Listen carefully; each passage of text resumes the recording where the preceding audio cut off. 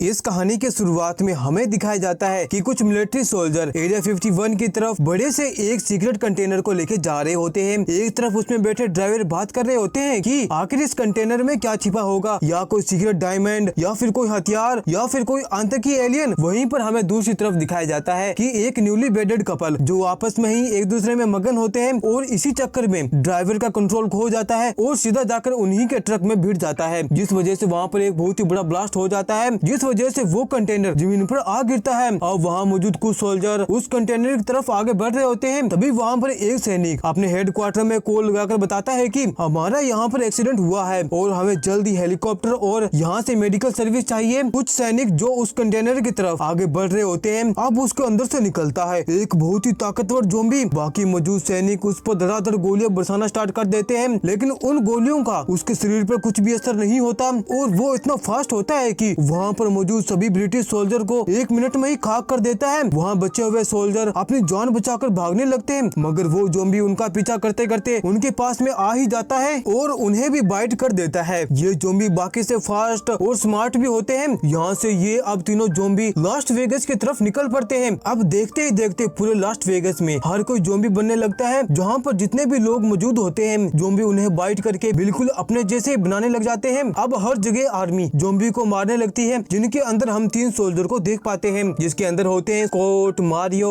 और बेंडिरो। इन तीनों ने ही उन ज़ॉम्बी से लड़ते वक्त अपने परिवार में से किसी न किसी को खोया होता है। काफी लंबी जंग चलने के बाद में अब पूरे लास्ट वेगस में लॉकडाउन का माहौल हो जाता है। अब लॉस वेगस को बड़े बड़े कंटेनर की ऊंचाइयों की मदद से वहीं पर ब्लॉक कर दिया जाता है, ताकि कोई भी ज़ॉम्बी वहां से बाहर ना निकल पाए। अब यहाँ से कहानी 4 महीने आगे बढ़ती है, जहाँ पर हमें दिखाया जाता है कि स्कॉट ने अब अपनी एक छोटा सा रेस्टोरेंट ओपन कर लिया होता है और वहीं पर उस समय का एक रिच गैमलर पहुंचता है जिसका नाम होता है टनाका। वो आकर स्कॉट से कहता है कि मैं जानता हूँ 4 दिनों के अंदर इस लॉस वेगस शहर में एक बहुत ही बड़ी न्यूक्लियर मिसाइल दागी जाएगी, जिस वजह से पूरा का पूरा शहर तबाह हो जाएगा। साथ ही मेरा 200 मिलियन जो कि ओलंपस की कसिनो के बेसमेंट में मौजूद है, वो भी सारा पैसा राख बनकर उड़ जाएगा। इसलिए मेरे पास तुम्हारे लिए एक काम है, अगर तुम अपनी पूरी टीम के साथ में उस ओलंपस के अंदर जाकर 200 मिलियन यूरोस मेरे पास लेकर आओ तो मैं उसके बदले में तुम्हें 50 मिलियन यूरोस दूंगा। इसके लिए मैं तुम्हें 36 घंटे देता हूँ। तुम सोचकर बता देना कि क्या तुम इस काम के लिए एग्री हो या फिर नहीं। अब इस अमाउंट को सुन लेने के बाद कोर्ट रात बस सोचता रहता है कि क्या उसे ये काम करना चाहिए या फिर नहीं, क्योंकि अगर वो लॉस वेगस में गया वो तो मरेगा ही मरेगा, साथ ही जिन लोगों को लेकर जाएगा उनकी लाशों का गुनाह भी उसके सिर पर आएगा। वहीं सीन शिफ्ट होता है लॉस वेगस के उसी लॉकडाउन एरिया के बाहर मौजूद कुछ रेफ्यूजी कैंप में, जहाँ पर हमें दिखाई जाती है गीता, जिसके 2 बच्चे होते हैं। ये लोग यहाँ से कहीं और शिफ्ट होने वाले होते हैं, मगर इनके पास में पैसे नहीं होते। तो वहाँ पर गीता एक लड़की से मिलती है जिसका नाम होता है केट। दरअसल केट कोई और नहीं बल्कि कोर्ट की बेटी ही होती है। वहाँ पर गीता केट को बताती है कि इस पूरे रेफ्यूजी कैंप में एक लड़की है जिसका नाम है लिली, जो कि कुछ पैसों के बदले हम इंसानों को लॉस वेगस के उस एरिया में भेजती है, जहाँ पर हम कुछ पैसे चोरी करके वहाँ से ला सके। उन दोनों की बातें चल रही होती है, तभी वहाँ पर सिक्योरिटी गार्ड पहुँच जाता है जिसका नाम होता है बर्ड, और वो आकर वहाँ केट को परेशान करने लग जाता है। तो वहाँ पर गीता बीच में आकर उन दोनों की बातों को संभालती है और वहाँ से बर्ड को जाने को कह देती है, और साथ ही वो केट को यह भी समझाती है कि अगर मुझे पैसों की व्यवस्था नहीं हुई तो मैं अपने बच्चों को आगे फ्यूचर में संभाल नहीं पाऊंगी, मुझे तो ये कदम उठाना ही पड़ेगा। वहीं सीन शिफ्ट होता है पास्ट में, जहाँ पर हमें दिखाया जाता है कि स्कॉट की फैमिली, जिसके अंदर होती है उसकी वाइफ, उसकी बेटी केट होती है। हमें पता चलता है कि पास्ट के अंदर उसकी बीबी को ज़ॉम्बी ने बाइट कर लिया होता है, जिसकी वजह से अब वो भी ज़ॉम्बी में बदल रही होती है। अब ना चाहते हुए भी स्कॉट चाकू से उसके सिर पर वार करके उसकी जान को लेनी पड़ती है, और ये सारा हादसा केट अपनी आंखों के सामने देख रही होती है। और यही रीजन होता है कि केट ने अपने पिता को छोड़ दिया होता है। वहीं अगले दिन स्कॉट ने यह डिसाइड कर लिया होता है कि वो तनाका से हाथ मिलाकर अपनी टीम को काम में लगा देगा, जिसके चलते वो एक एक करके अपनी होने वाली टीम मेंबर से मिलने जाता है। सबसे पहले वो पहुंचता है मारिया के पास में, जो काफी अच्छी तरह से टीम को हैंडल कर सकती थी। उसके बाद में वो पहुंचते हैं अपने खास दोस्त बेंडिरोय के पास में, जो कि ये काफी अच्छा शूटर होता है। वहीं से उसी की मुलाकात होती है मारिया से, जो हेलीकॉप्टर उड़ाने में माहिर होती है। वहीं पर उसकी अगली रिक्रूटमेंट होती है कुछ शूटर, जिनमें से वो शामिल करता है माइकी और उसकी बेस्ट फ्रेंड चैम्बर्स को। उन्हीं के साथ में उन्हें एक लोकस तोड़ने वाले की जरूरत भी थी, इसलिए वो एक शख्स के पास में पहुंचता है जिसका नाम होता है डिटेल, और वो लोग तोड़ने में माहिर होता है। अब उन सभी को अपनी टीम में जोड़ लेने के बाद में एक दिन पहले ये सारे के सारे मेंबर तैयार होते हैं अपनी गन और साथ ही सारे साजो सामान के साथ में उस ओलंपस एरिया में जाकर जाकर बेसमेंट से उस तिजोरी को तोड़कर 200 मिलियन यूरोस निकालने के लिए। अब जैसा कि 36 घंटे पूरे हो चुके होते हैं तब वहाँ पर तनाका उससे मिलने आता है और कहता है कि इस काम में मेरा एक साथी इस काम में तुम्हारे साथ होगा, जिसका नाम होता है मार्टिन। ये हर वक्त तुम पर नजर रखेगा कि तुम यहाँ से पैसे लेकर भाग तो नहीं रहे हो। साथ ही उन्हें कुछ ब्लूप्रिंट भी देता है जिसकी मदद से ये बेसमेंट में जाकर उस तिजोरी से सारा पैसा निकाल कर यहाँ पर वापस आ सकते हैं। वहीं सीन शिफ्ट होता है उसी रिफ्यूज कैंप में, जहाँ पर स्कॉट अपनी बेटी केट से आखिरी बार मिलने आता है और कहता है कि मैं एक मिशन पे जा रहा हूँ, हो सकता है मैं वापस जिंदा आऊँ या नहीं, इसलिए मैं लास्ट टाइम तुमसे मिलने आया हूँ। और तब उनसे बात करते टाइम वो अपनी फ्रेंड गीता के कैंप में जाकर देखती है। तब उसे पता चलता है कि गीता तो यहाँ पर है ही नहीं और तब वो सीधा जाती है लिली से मिलने के लिए और पूछती है कि आखिर तुमने गीता को कहाँ पर भेज दिया है, और उनके बीच में फाइट हो जाती है। अब सीन शिफ्ट होता है नेक्स्ट मॉर्निंग। अब यहीं पर अपनी चालाकियों के साथ में लिली उन सभी को एक सीक्रेट कंटेनर में से लॉकडाउन एरिया से बाहर निकाल कर आती है और जैसे ही वो वहाँ का दृश्य देखते हैं तो उन सभी के होश उड़ जाते हैं, क्योंकि वहाँ पर कई सारे ज़ॉम्बी क्लासें पड़ी होती है जो धूप पड़ने के कारण वो सभी निडाल हालत में पड़े होते हैं। तब वहाँ पर लिली बताती है कि अगर अभी भी यहाँ पे बारिश होती तो ये सभी ज़ॉम्बी वापस जिंदा हो जाते हैं और ये नजारा देखने लायक होता। और यहीं पर वो आसमान में एक शूट कर देती है, जिस वजह से वहाँ पर एक ज़ॉम्बी शेर आ जाता है।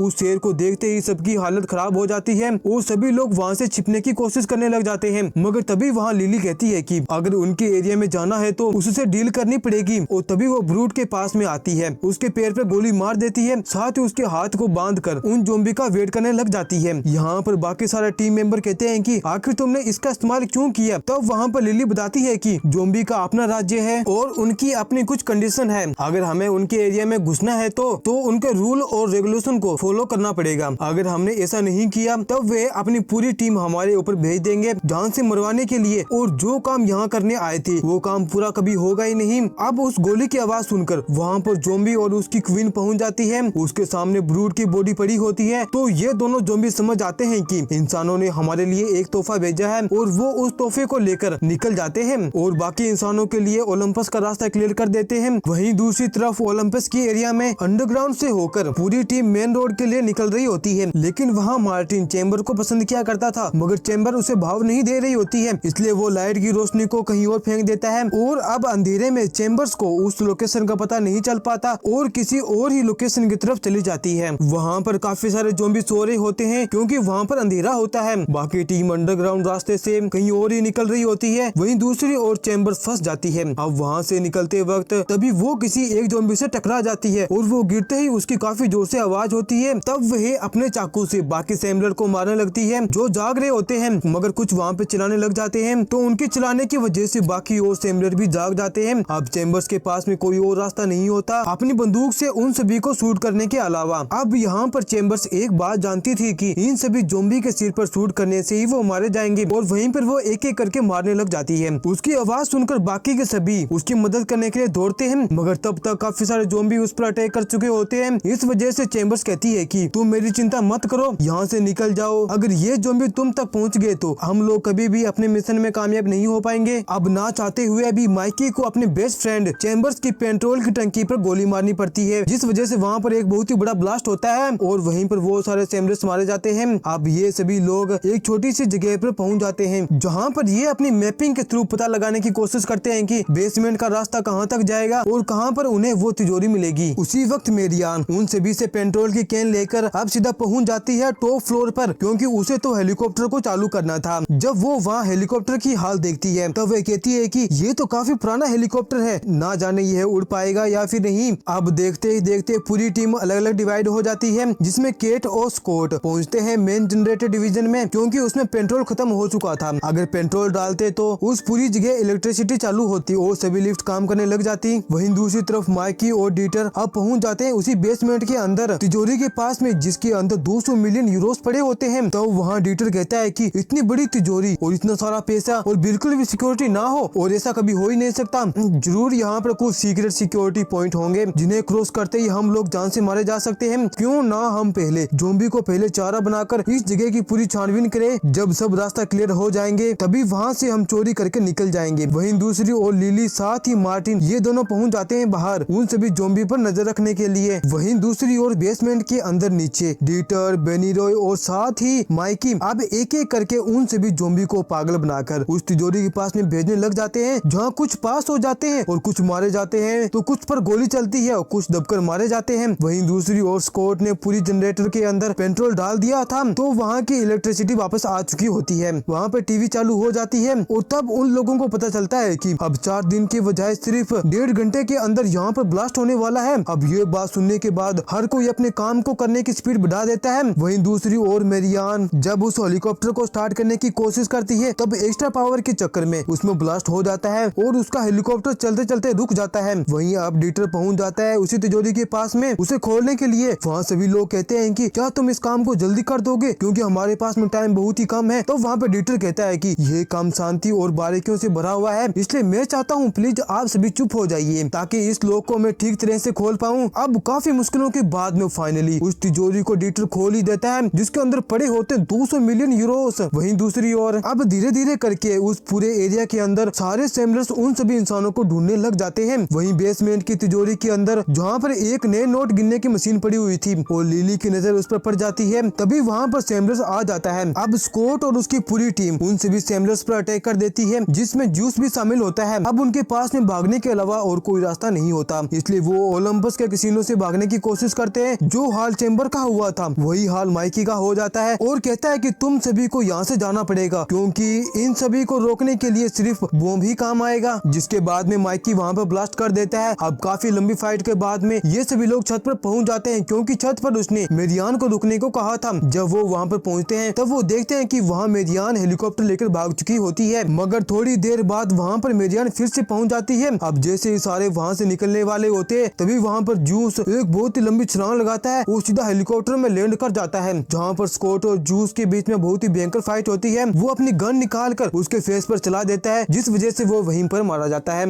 लेकिन उससे पहले उसने स्कॉट को खा लिया था। वहीं दूसरी ओर गवर्नमेंट की तरफ से लॉस वेगस के ऊपर वो मिसाइल गिरा दी जाती है, जिस कारण उनका हेलीकॉप्टर भी क्रैश हो जाता है। अब वहाँ केट अपने पिता स्कॉट से बात करने के लिए आती है। अब ना चाहते हुए भी केट को अपने पिता को शूट करना पड़ता है, क्योंकि वो ज़ॉम्बी में बदल रहे होते हैं। अब वहाँ से वो पैदल ही आगे बढ़ने लग जाती है। जहाँ सीन शिफ्ट होता है रात को, वहाँ हमें बेंडीडोय को दिखाया जाता है जो तिजोरी के अंदर मौजूद था। अब वो पैसों के साथ में एक बड़ी फैसिलिटी में पहुंच जाता है, जहाँ से वो कार करके सीधा पहुंच जाता है प्लेन के लोकेशन पर। वहाँ पर वो अपने एक प्राइवेट जेट को खरीदता है। वहाँ पर उसकी खातिरदारी की जाती है, जिसके बाद में वो बाथरूम में जाता है। जब वो अपने आप को चेक करता है तब उसे पता चलता है कि वो भी ज़ॉम्बी की बाइट से इन्फेक्टेड हो चुका है और ये प्लेन जा रहा होता है न्यूयॉर्क। और इसी के साथ ये मूवी यहीं पर समाप्त होती है। आपको ये मूवी कैसी लगी लाइक और कमेंट करके मुझे जरूर बताएं।